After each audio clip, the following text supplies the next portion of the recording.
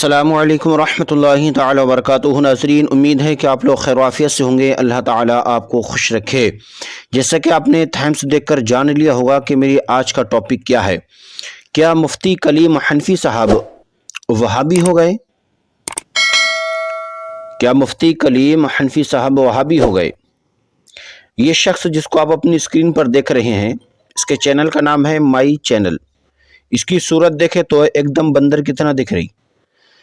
ये शख्स मुफ्ती कलीम हनफी साहब के ऊपर फतवा लगा रहा है कि मुफ्ती कलीम हनफी साहब जो है वहाबी हो गए।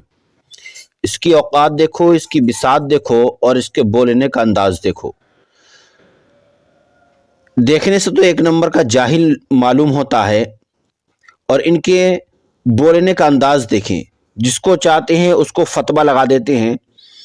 बिल्कुल भी अक्ल नहीं है, अक्ल नामी कोई चीज़ इनके अंदर नहीं है। मुफ्ती कलीम हनफी साहब क़िबला मद्दसिल्लाहुल आली व नूरानी किस शख्सियत का नाम है? उस शख्सियत का नाम है कि जिसका नाम सुनकर वहाबियों के पेटों में दर्द उठने लगता है, जिसका नाम सुनकर देवंदी कांपने लगते हैं, जिसका नाम सुनकर वहाबियों को पसीना छूट जाए, जिसका नाम सुनकर वहाबी करीब से ना गुजरे। उस शख्सियत का नाम मुफ्ती कलीम हनफी है। लेकिन ये दो कौड़ी का इंसान, जिसका कोई वजूद नहीं दुनिया के अंदर, ये शख्स कहता है कि मुफ्ती कलीम हनफी साहब वहाबी हो गए। इनको बोलने का तमीज़ नहीं। जब इनकी सूरत शक्ल देखे तो बंदरों की तरह लग रही है, तो इनको बोलने का तमीज़ कहाँ से आगा? ये कौन लोग हैं?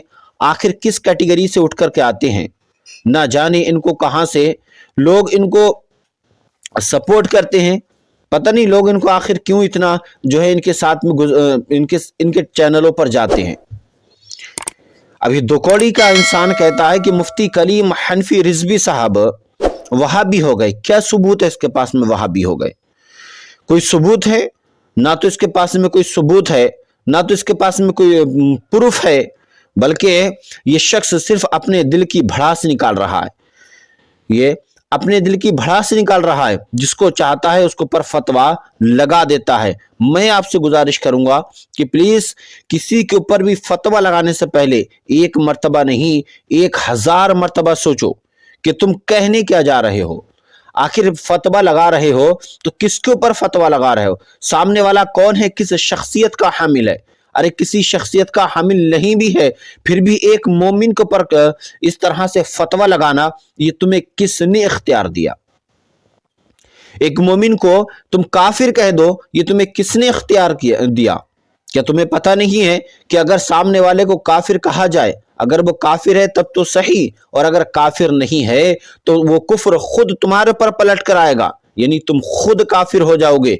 अगर वो काफिर नहीं है तो अपनी ईमान को बचाओ।